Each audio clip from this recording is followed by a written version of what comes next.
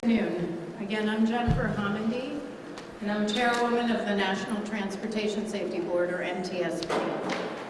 With me today on my left is John DeLue. He is a new board member with the National Transportation Safety Board, and he's here on his training launch. To my right is Doug Brazy. Doug is our investigator in charge, or IIC, as we refer to the investigator in charge. Again, he's a senior aviation accident investigator that has been with the board for 34 years. So today, as I mentioned yesterday, today's our full first day on scene, and we have a lot to cover. In fact, we started the morning with a 2-hour meeting just to organize our investigative groups and walk through what we needed to accomplish today. Fortunately, the entire NTSB team has arrived. Like I said, yesterday we had significant delays with investigators getting here due to backups of TSA lines, and in fact I understand that this press conference had to move because the lines were actually wrapping around the building. But I do have a lot of investigative information to share today. First, as I mentioned yesterday, we were able to take possession of the cockpit voice recorder and the flight data recorder. That was at 9:57 a.m. Eastern Daylight Time. Our local investigator, had immediately began a trip down to our headquarters in Washington, D.C. to take the CVR and FDR to our labs for downloading and for analysis. We do have some preliminary information to share from the final 3 minutes from the cockpit voice recorder. And again, I just want to say it's preliminary and is subject to change, and for that I'm going to turn that piece over to Doug Brazy. Thank you, Madam Chairwoman. The airplane was equipped with an Akron Aviation Model Survivor 2.5 cockpit voice recorder and an Akron Aviation Model FA2100 flight data recorder. The cockpit voice recorder contained more than 25 hours of good quality audio across 4 separate channels. The flight data recorder contained approximately 80 hours of data and recorded more than 400 parameters. The NTSB will convene a cockpit voice recorder group scheduled for tomorrow at the NTSB headquarters in Washington, D.C. to review the accident flight recording and produce a written transcript. The following is a summary of events captured on the cockpit voice recorder during the final 3 minutes of the recording. All times are referenced to the end of the CVR recording. 3 minutes and 7 seconds prior to the end of the recording, the approach controller instructed the airplane to contact LaGuardia Tower. At 2 minutes and 45 seconds, the flight crew lowered the landing gear. At 2 minutes and 22 seconds, the flight crew checked in with the LaGuardia Tower. At 2 minutes and 17 seconds, the LaGuardia Tower cleared the airplane to land on runway 4 and advised that they were number 2 for landing. At time 1 minute and 52 seconds, the flight crew set the flaps to 30 degrees. At 1 minute and 33 seconds, the flight crew set the flaps to 45 degrees. At 1 minute and 26 seconds, an electronic 1,000 call-out occurred from the enhanced ground proximity warning system, indicating that the airplane was 1,000 feet above the ground. At 1 minute and 12 seconds, the flight crew confirmed that the landing checklist was complete.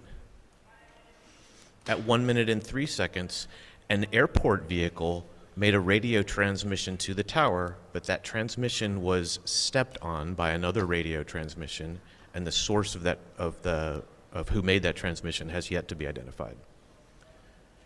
At 54 seconds, the flight crew acknowledged that the airplane was 500 feet above the ground and on a stable approach. At 40 seconds, the LaGuardia Tower asked which vehicle needed to cross a runway. At 28 seconds, Truck 1 made a radio transmission to the tower. At 26 seconds, the tower acknowledged that radio transmission.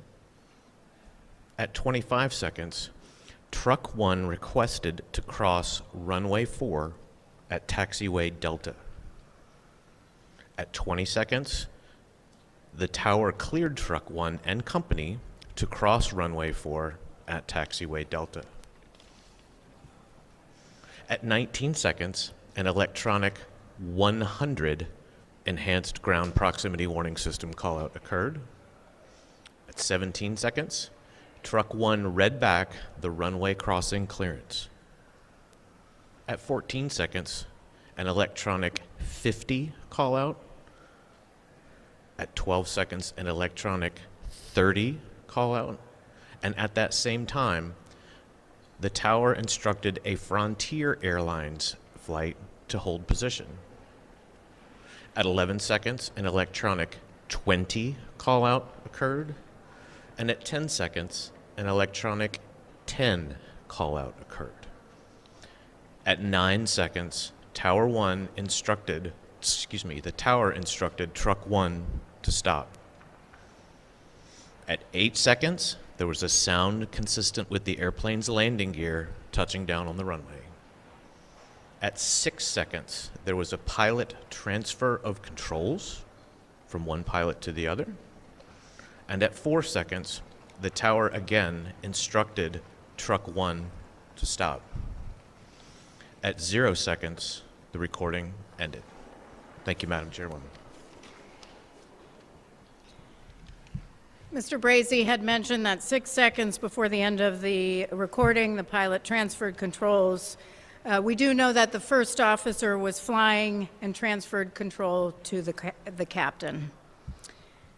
With respect to aircraft rescue and firefighting operations, we will be developing a timeline of events. We do know that they were responding to a United Airlines flight 2384 at the gate, which had 2 aborted takeoffs, and the ARF, or the Aircraft Rescue and Firefighters, had received information that there were fumes or smoke or some sort of smell in the cabin, so they were en route to address that. Truck 1, which Mr. Brazy had mentioned, had collided with the aircraft. We do know that there were other vehicles behind Truck 1, which did not begin to cross the runway. We have seen varying information about how many vehicles, so we need to verify that information, and we'll provide it at a later time. Truck 1, however, did not have a transponder. With respect to air traffic control, we have seen different information about how many certified professional controllers were in the facility, and we need to verify that starting with interviews this afternoon. We'll begin to interview the local controller at 4 o'clock this afternoon.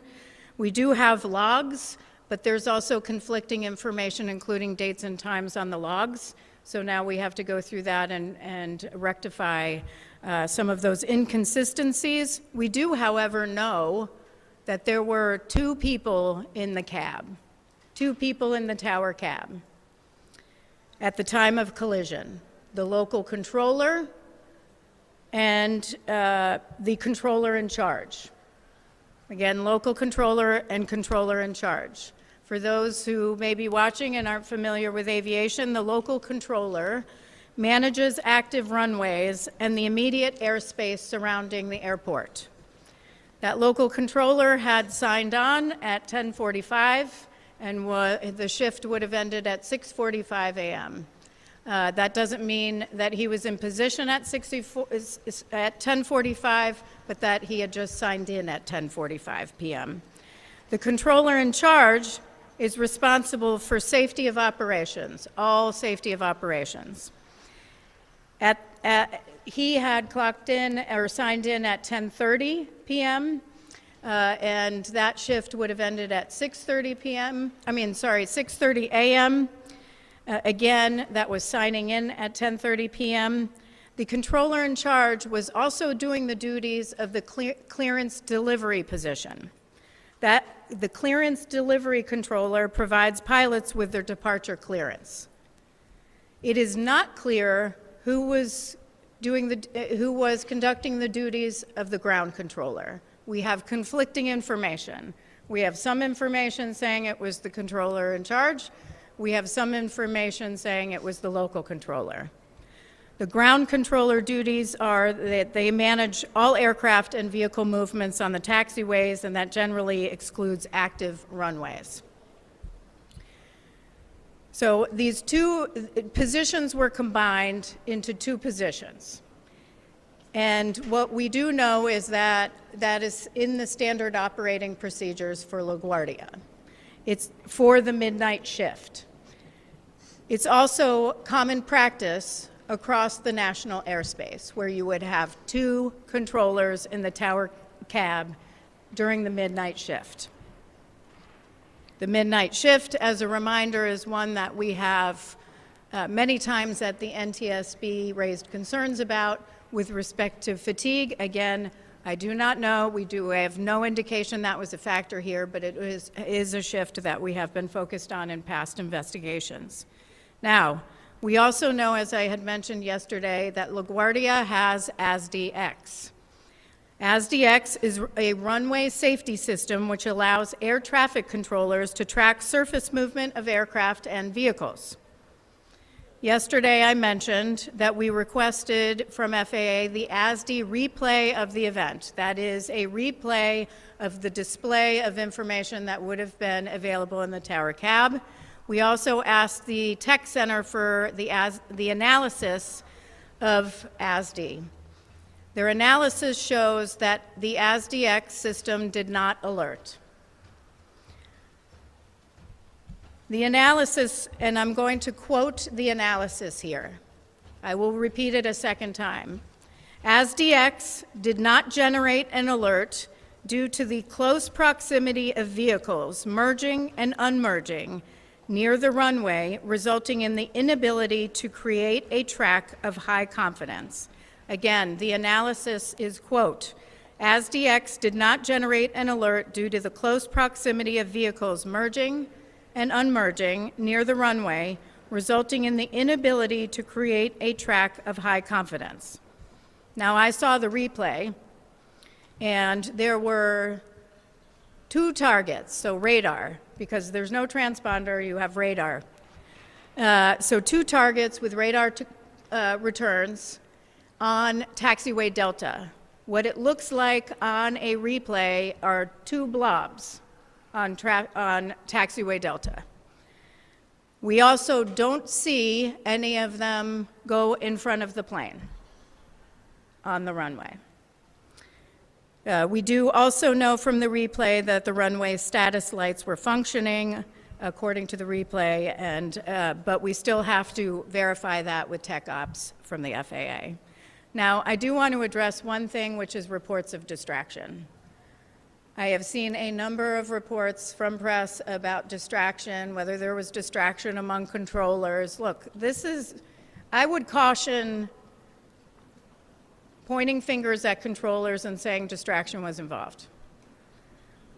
This is a heavy workload environment. You had a United Airlines flight. We still have to determine what happened at shift change, which was around 10:30. We have to determine who else was in the tower and the facility and available at the time. We know that controller was still on duty for several minutes afterwards. Normally, they would be relieved. We have questions about that. Was anybody available to relieve that controller? We don't know that yet. We also have questions about what else was occurring, what other traffic they were dealing with at the time. So one thing I will close with before I take questions is we rarely, if ever, investigate a major accident where it was one failure.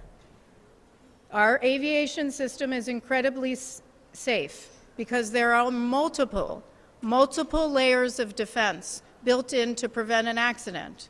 So when something goes wrong, that means many, many things went wrong. And so here, that's why we're here.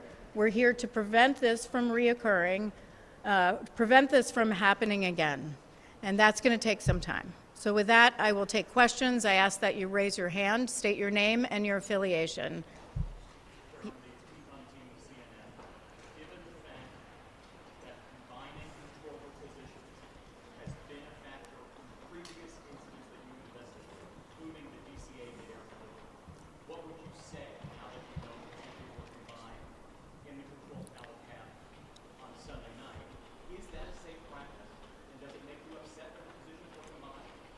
So there's a little bit of a difference in, the question is on combining positions, because we saw the combining of positions in the mid-air collision that occurred near Ronald Reagan Washington National Airport about a year ago.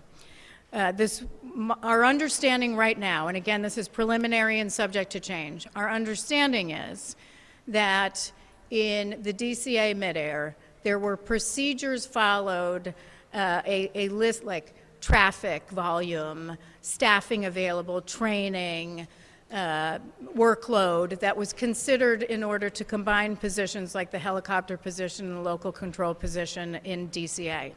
In this situation for the midnight shift, it is standard operating procedure that they only have two on duty, and those two perform the duties of other controllers. That is our understanding right now. However, we're going to further dig into that as part of our investigation. Certainly, I can tell you that our air traffic control team has stated this is a problem, that this is a concern for them for years, that they have had this concern for quite a long time. I can understand it's a concern, especially if there's a heavy workload.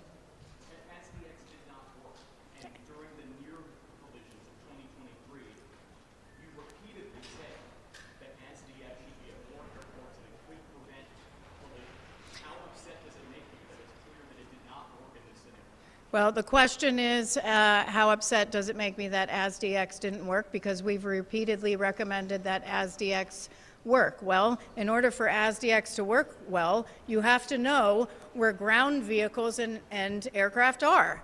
So in this case, that vehicle did not have a transponder. And it would have been helpful when you have a radar,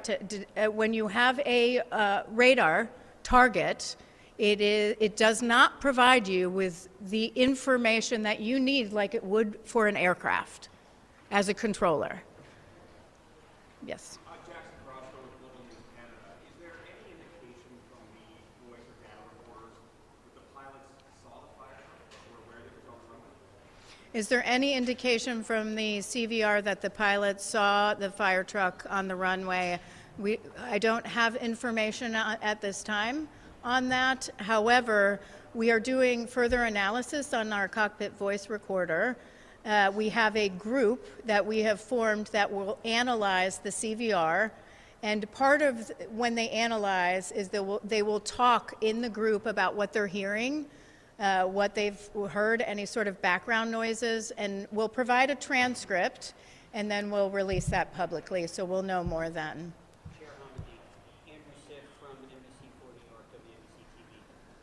Regard to the midnight shift, is it literally a midnight shift that you expressed concerns about in the past, or is it sort of that later shift when there's typically less traffic at an airport?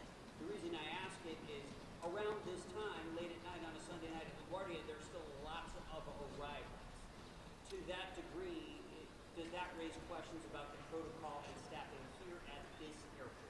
Well, so the question is about the shift, and are we just concerned about that shift in the past, or would there be other shifts, and does it make sense to have two controllers in the cab with such a busy airport, and this be sort of standard operating procedures and common practice across the national airspace? I think I restated it accurately and have now forgotten what you asked me.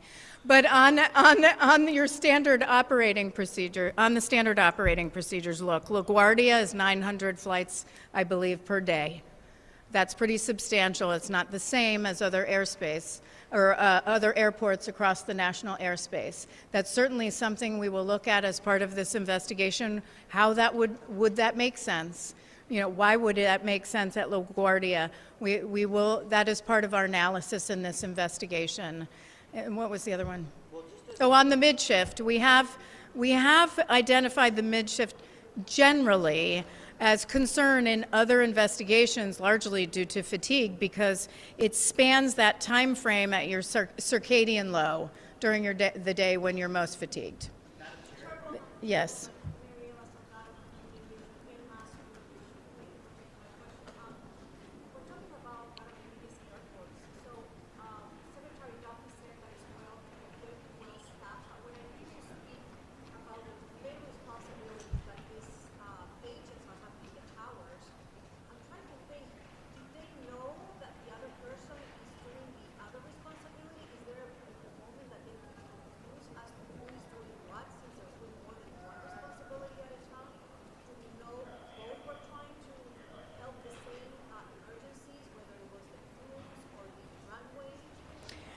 The question was, could there potentially be confusion among the two controllers of who's having what discussion, and could it be that they were both having the same communications, or different communications, or conflicting information communications, since they're doing more than one job?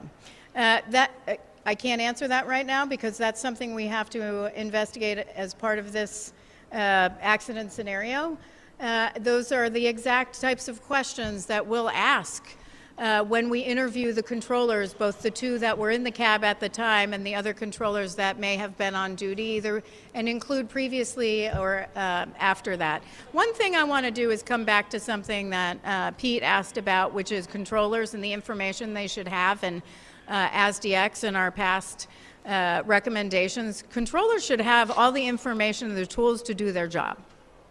All the information they need. We've recommended ASDX, but you have to have information on the ground movements, or, you know, whether that's aircraft or vehicles moving on the airport, in taxiways, on runways. They should have all the information. This is 2026. You know, the Secretary talks about upgrading our air traffic control system. We have an old air traffic control system. This is why he talks about that. We need to upgrade, but we also need to improve safety across the airspace. It's not just air traffic control, it's safety all around. Yes? Chairperson, that shows a different news day. I'm wondering, is it common for ground vehicles to have transponders?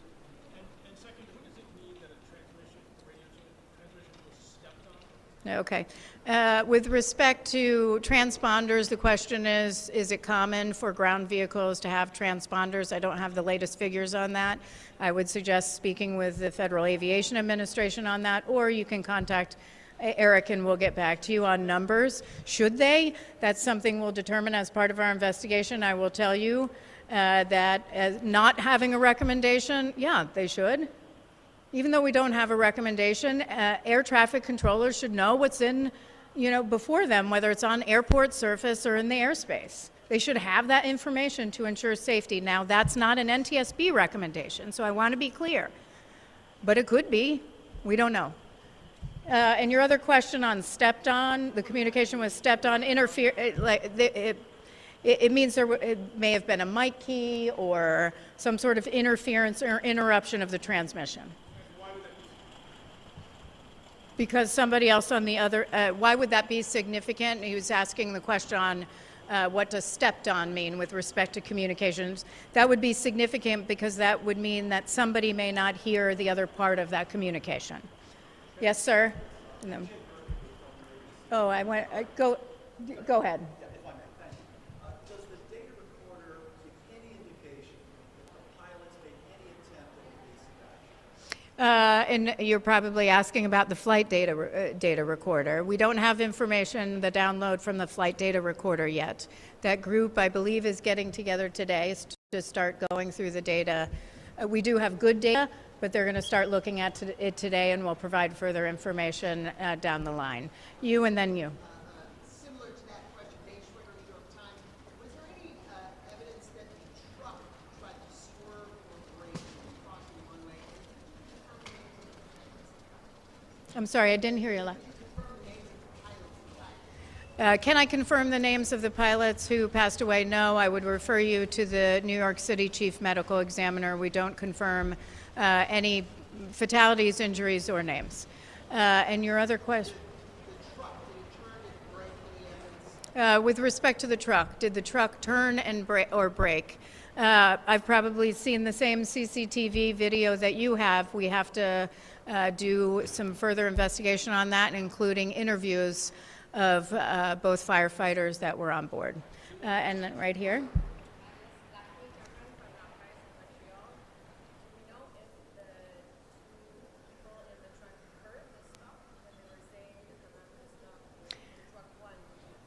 The question is, do we know if the two firefighters in the firefighting vehicle heard the directive to stop? We don't know that yet. We need to do interviews of those two firefighters. David.